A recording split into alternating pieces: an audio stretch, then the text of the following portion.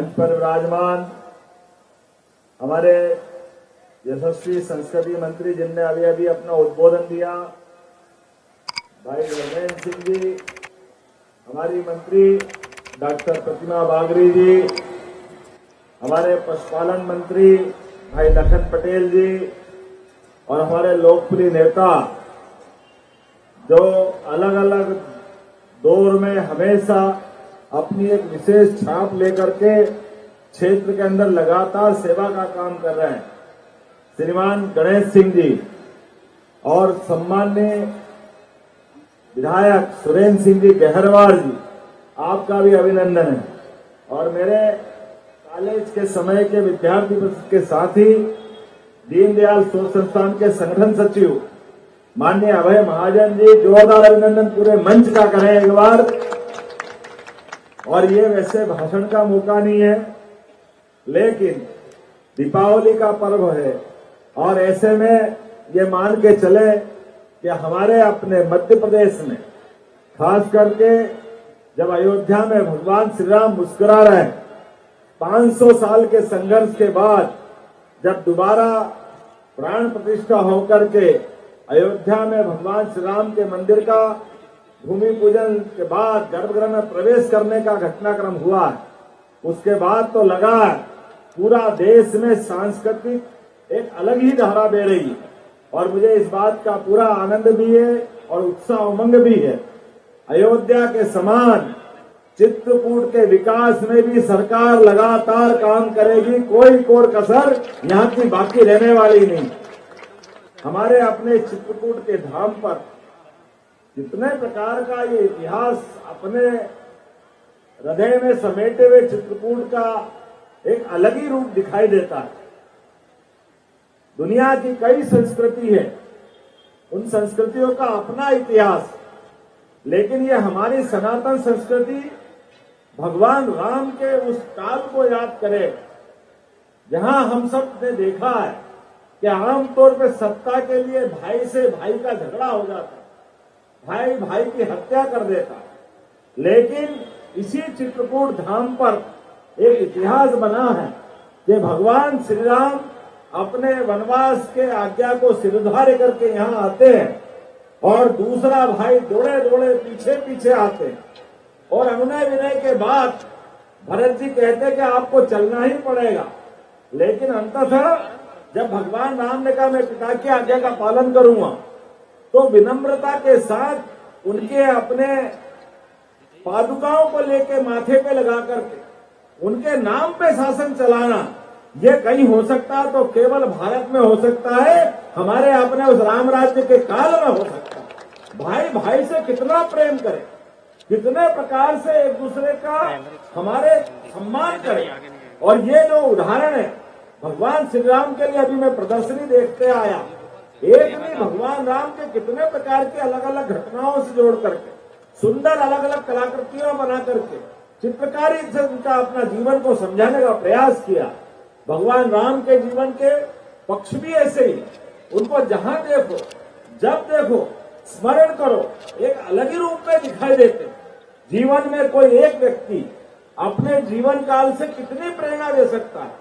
पारिवारिक संबंधों के आधार पर आज्ञाकारी पुत्र जिनके अपने पिता से सहजता के साथ निकले हुए कुछ शब्द, महाराज दशरथ के मुंह से निकलने वाले शब्द की कठिनाई हम सब जानते हैं। मुंह से निकले शब्द, लेकिन वो शब्द निकलते निकलते प्राण निकल गए, ऐसे कष्ट से उनके मुंह से शब्द फूटे। लेकिन शब्दों को उतनी विनम्रता के साथ फूलों से भी हल्का मानते हुए अपने जीवन में ऐसे उतारा जैसे भगवान ये मान के चल रहे कि वो आशीर्वाद है। और ये पताका जो आज्ञा मांगने वाला घटनाक्रम है, ये सदैव हमको प्रेरणा देता है। एक मामले में ये भी माना जा सकता है कि हमारे द्वारा जीवन में ऐसे आने वाले प्रसंगों से भी जो अपने आप को निकालकर कहां से कहां ले आता है और जीवन के उस घटनाक्रम को याद करे, ये नौकाएं हमको आकर्षित कर रही। भगवान का वो केवट वाला प्रसंग, वास्तव में लाइट लगा करके हमारे बंधु जो अपने आजीविका भी चला रहे हैं, लेकिन सच्चे अर्थों में इनके जीवन में वो घटनाक्रम घटा है 17 लाख साल पहले का, जब केवट के रूप में हमारे बीच में भगवान राम ने नौका पार करने का निर्णय किया। और नौका पार करने का प्रसंग ये हमारी आज की इस व्यवस्था में ये हमको सबक भी देता है। वो न केवल यहाँ बल्कि जंगल के अंदर, आदिवासी अंचल के अंदर हरेक के साथ अपनी स्वयं की माता सीता के जाने का गम जितना था, लेकिन सुग्रीव ने अपना कष्ट बताया तो मित्र के जीवन के कष्ट को हर के उसके जीवन में सुख ला करके फिर अपने लिए कदम बढ़ा करके मूल उद्देश्य की तरफ बढ़ना। और रावण कितने शक्तिशाली क्यों न हो, लेकिन ऐसे महाबली रावण को उसके घर के अंदर, और रणनीति भी देखो कैसी जबरदस्त रची है। ऐसी रणनीति अपनी उस सेना के माध्यम से जो जंगल में खड़ी की, ये अपने पुरुषार्थ पराक्रम का सबसे बड़ा उदाहरण है। वो चाहते तो भरत जी से अयोध्या से सेना मंगाते, लेकिन बजाय वहां से सेना मंगाने कोई रथ नहीं है, कोई वैसा आयु और ऐसा कोई संस्कार उनकी व्यवस्थाओं में हम सब जानते कितनी कठिनाई होगी भगवान राम की, लेकिन आत्मविश्वास से परिपूर्ण और ऐसे महाबली को उसके घर के अंदर, और घर के अंदर नहीं उनके अपने भगवान बजरंग बली का उदाहरण, एक एक उदाहरण, कोई व्यक्ति अपने साथ वाले को अपने उद्देश्य से जोड़कर उसके पराक्रम तक ले जा करके वो अपने एक एक काम से, एक ही काम में भगवान बजरंग बली पूरे रावण सहित लंका को चमत्कार करके आ गए। और उतना ही नहीं, एक बार नहीं कई बार ये जो आज उदाहरण बने हैं, मैं उम्मीद कर रहा हूं आज भगवान राम को लेकर के जो रामायण का मेला लगाया जा रहा है, और आज के दौर में जब ये अंतर्राष्ट्रीय स्तर का मेला है, मुझे तो बड़ा इस बात का आनंद भी है और ये हमारे लिए प्रेरणा भी है। मलेशिया, इंडोनेशिया, थाईलैंड, कंबोडिया, इन देशों के अंदर पूरे देश में इतनी अच्छी रामायण के, इतनी अच्छी रामलीला नहीं होती होगी, लेकिन इन मुस्लिम देशों के अंदर भी हमारे जो बंधु वहां गए, उन्होंने जो भगवान राम का चरित्र गाया, वो हमारे लिए प्रेरणा। एक बार जोरदार अभिनंदन करें हमारे विदेश के बंधुओं के लिए। उनसे हमारा संस्कृति का रिश्ता है, भगवान श्री राम का रिश्ता है। घर घर, गली गली, मोहल्ले मोहल्ले, केवल दिवाली के समय नहीं, हर अच्छे प्रसंग में कभी भी कोई अच्छा कोई अवसर आता है तो भले ही वो मुस्लिम पंथ को मानने वाले हैं, लेकिन जो राम बन के आते हैं, भगवान राम के प्रसंगों की जो रामलीला करते हैं, वाकई ऐसा लगता है इसी बात की भारत को जरूरत है। मुझे इस बात की प्रसन्नता है आज जो रामायण के यहाँ कलाकार हैं, ये उज्जैन वाले कलाकार हैं। एक बार जोरदार अभिनंदन करो उज्जैन और प्रदेश वालों के लिए। हमारे प्रदेश के अंदर प्रतिभाओं की कमी नहीं है, एक के बाद एक ऐसे कई मौके आते हैं, लेकिन चूंकि मैं आज यहाँ आया हूँ तो दीपावली के अवसर पे आया हूँ, और भगवान राम के गर्भगृह में प्रवेश करने के बाद जब हमको अपने चित्रकूट का ध्यान आता है, तो चित्रकूट में उत्तर प्रदेश सरकार और मध्य प्रदेश सरकार दोनों मिलकर के दोनों पूरे क्षेत्र का विकास करेंगे, ऐसा करेंगे कि आनंद आ जाए। और मैं प्रशासन के अधिकारियों से भी कहना चाहूंगा कि आप अपने विकास के इस एजेंडे में सतना जिले में सबसे पहले चित्रकूट का विकास किया जाएगा, इसकी चिंता हमको करना है। कान खोल कर सुन लो, कोई कठिनाई, कोई परेशानी, कोई बाधा है, भगवान राम और उनके जीवन के चरित्र को सामने लाने में सारी बाधाएं छोटी है। हमको इस तीर्थ को सबसे अच्छा बनाना है, ये हमारा संकल्प है, हमारी सरकार का संकल्प है। और ये भी इससे जुड़कर के कई प्रसंग है हमारे लिए। भारत रत्न स्वर्गीय नानाजी देशमुख को याद करना चाहेंगे, जिन्होंने 1990 में एक इतने कठिन काल में जब यहाँ डाकुओं का राज था, चारों तरफ अव्यवस्थाएं फैली हुई थी, समाज का विश्वास डोल गया था, ऐसे में सभी समाज को लिए साथ में आगे है बढ़ते जाना, जो मन के उनके भाव थे, इस तीर्थ को विकसित करना। समाज के अंदर तीर्थ में भौतिक रचना तो बहुत बन जाती है, लेकिन बजाय भौतिक रचनाओं के अधोसंरचना के साथ साथ मनुष्यों का मन भी बड़ा होना चाहिए। मनुष्य अपने सामाजिक व्यवस्था के आधार पर समाज में बदलाव ला सकता है। ये उदाहरण भी हमारे सामने पेश हुआ। मैं आज इस अवसर पर दीनदयाल सोच संस्थान के कुछ कामों में तो सम्मिलित हुआ हूँ। मुझे इस बात की प्रसन्नता है, हमारी सरकार बनने के बाद सभी त्योहार हमने धूमधाम से मनाने का निर्णय किया है। एक त्योहार नहीं, धूमधाम से अभी थोड़े दिन पहले शस्त्र पूजन का काम भी मध्य प्रदेश सरकार ने अपने सभी मंत्री, विधायक, सांसद के साथ पूरे प्रदेश में किया था। अरे दशहरा तो वाकई में पुरुषार्थ का, पराक्रम का प्रतीक है। और हमारी संस्कृति में हमारे कोई देव देवता ऐसे नहीं है जिनके हाथ में शस्त्र नहीं है, तो शस्त्र की आवश्यकता भी पड़ती है। यद्यपि शांति के काल के कारण से हमारे देश की पहचान बनती है। एक बार जोरदार अभिनंदन यशस्वी प्रधानमंत्री का करो श्रीमान नरेंद्र मोदी जी, जो सच्चे अर्थ में आज पूरे देश के सभी दुनिया के नेताओं के बीच भारत का मान बढ़ा रहे हैं, सम्मान बढ़ा रहे हैं, भगवान राम के भगवान काल को याद दिला रहे हैं, जब भारत शक्ति संपन्न होकर दुनिया में एक अलग रूप में जाना जाता था। आज वो समय आया है जब रूस यूक्रेन युद्ध हो, चाइना का दौर हो,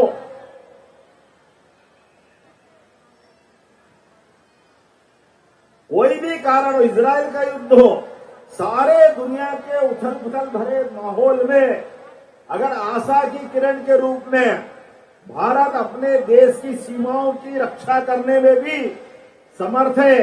एक बार नहीं, दो बार हमारे परंपरागत दुश्मन पाकिस्तान की हालत घर में घुस के खराब किए, ये नरेंद्र मोदी जी के शासनकाल की विशेषता है। जोरदार अभिनंदन करो हुंकार भरने के साथ। और दुनिया के अंदर के ऐसे मसलों को सुलझाने के लिए और जियो और जीने दो को भाव को लेके चलने के लिए जिस ढंग से मोदी जी अपनी सरकार चला रहा है, ये हमको भी गौरवान्वित करती है। आइए हम सब मिलकर के इस बार की त्योहार हमने दिवाली पे तय किया है कि अपनी गोवर्धन पूजा पूरे मंत्रिमंडल के साथियों सहित हमारे सभी जनप्रतिनिधि, क्योंकि हमको मालूम है हमारे इस देश की पहचान तो दूध और दही की नदियां बहती थी, ऐसा माना जाता है। हमारे किसान बंधु फसल के साथ साथ अपनी आजीविका में बड़े पैमाने पर पशुपालन से होने वाले दूध उत्पादन के कारण से उनका जीवन बदलता था। हमारी सरकार बनने के बाद ये लखन पटेल जी बैठे हैं, जिनके माध्यम से हमने निर्णय किया है कि हमारे अपने दूध उत्पादन की क्षमता जो देश में 9% है, आने वाले 2-3 साल के अंदर इसको 20% ले जाएंगे। 20% दूध और दूध से बने हुए उत्पाद, दूध, दही, घी, मक्खन, सभी प्रकार के उत्पाद बनाते हुए हमारे लिए सरकार के द्वारा ये पशुपालन को प्रोत्साहन देते हुए, जैसे कि हमने औद्योगिकरण का भी संकल्प लिया है। हमारे शहरी क्षेत्र के अंदर प्रत्येक युवा के लिए, वो आईटी का सेक्टर हो या किसी और प्रकार का, अगर वो तकनीकी रूप से दक्ष है तो उसको वहां भी काम मिलेगा। जो सुदूर ग्रामीण क्षेत्र में बैठा है, अगर खेती कर रहा है तो खेत में पानी मिलेगा। फसलों के वर्गीकरण के साथ फसलों के उन्नत बीज उपलब्ध कराकर उसकी आमदनी बढ़ाने का काम भी करेंगे।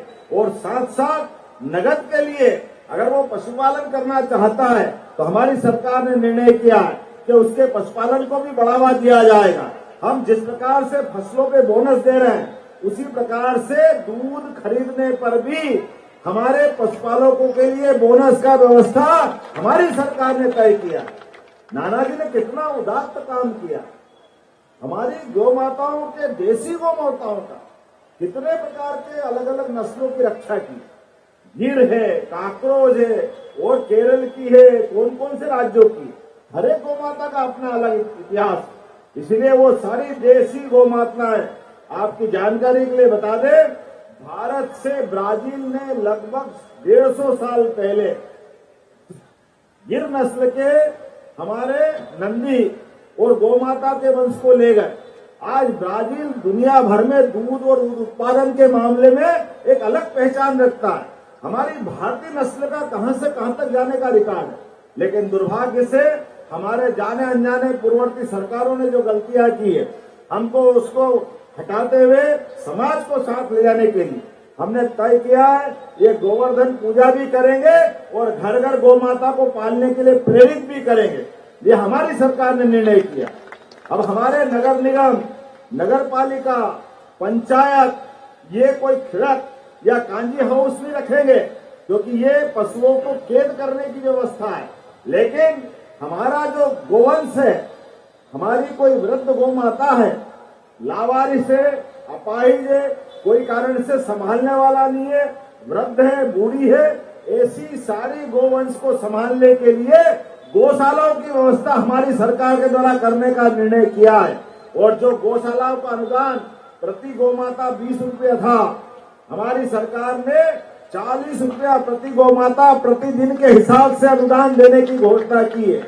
यहाँ पर भी सुन लीजिएगा, जो बड़ी गौशालाएं चलाएंगे, जिनमें बड़ी क्षमता से इनको रखेंगे, शासन के नियमों का पालन करेंगे, ऐसी सभी गौशालाओं के लिए मध्य प्रदेश सरकार उनकी मदद करने के लिए आगे बढ़ेगी, उनको हम वित्तीय मदद करेंगे। मुझे आज आनंद आया, एक विद्यालय में गया और विद्यालय हमारे आदिवासी जनजाति सब प्रकार के गरीब वर्गों का विद्यालय था और बच्चों से, छोटे छोटे बच्चों से बैठ करके आनंद आ गया। क्या उनके प्रकार से गोयनका विद्यालय वाला कैंपस था। तो आप ऐसे कैंपस के लिए खास करके मैं उम्मीद करता हूं सरकार की एड के मामले में, कलेक्टर आप सुन लीजिएगा, जो वहां जरूरत है वो सारी पूर्ति करना है। जो बताई वो तो करना ही है, जो नहीं बताई है वो भी पूछ के करना है। अरे हमारे यहाँ छोटे छोटे बाल रूप में, हमको नहीं मालूम इसमें कोई वर्तमान के दौर में भी भगवान राम रूप बदल के आ रहे हो, भगवान लक्ष्मण वहां पढ़ रहे हो, ये जो आनंद है, हर बाल गोपाल में रामकृष्ण दिखाई देता है। ये तो सनातन संस्कृति है और यही विशेषता है। आज के इस अवसर पर मेरी अपनी ओर से संस्कृति मंत्रालय को अपनी बधाई देता हूँ, मंगल कामना देता हूँ। आने वाले दीपावली के पावन पर्व की आप सबको भी बधाई देता हूँ और उम्मीद करता हूँ बहुत जल्दी दोबारा मैं चित्रकूट में आऊंगा। तब तक यहाँ के दिए गए सभी विकास के कामों में, विकास प्राधिकरण के सहित सभी काम नीचे आकर दिखाई देंगे। एक बार फिर अपनी ओर से आप सबको बधाई, बहुत बहुत धन्यवाद। भारत माता की जय, जय श्री राम। और सुन लीजिएगा, ये मुझे ध्यान में आया कि मेरे भाई बहन इधर पीछे बैठे हैं। हो सकता है मुख्यमंत्री कारण आपने बैरिकेड लगा दिए, लेकिन मुझे शकल ही नहीं दिखाई दे रही। तो मेरे जाने के साथ मैं दोबारा नहीं आऊंगा, लेकिन रामायण देखने में तकलीफ नहीं आना चाहिए। सब हटा देना, कलेक्टर साहब बता देना इनको, ये कुछ लगना नहीं चाहिए। आनंद से जो जहाँ बैठे वहां देखने दो, सबको आनंद से देखने दो। सही है कि नहीं सही है देखना, ये होना चाहिए कि नहीं होना चाहिए। तो हम सब मिलकर के एक बार पूरा रामलीला का आनंद लेंगे। मेरी अपनी ओर से आप सबको प्रणाम, जय जय श्री राम। बहुत बहुत धन्यवाद माननीय मुख्यमंत्री जी। चित्रकूट पर विशेष ध्यान गोवर्धन पूजा और त्योहारों को विशेष रूप से मनाने के आपके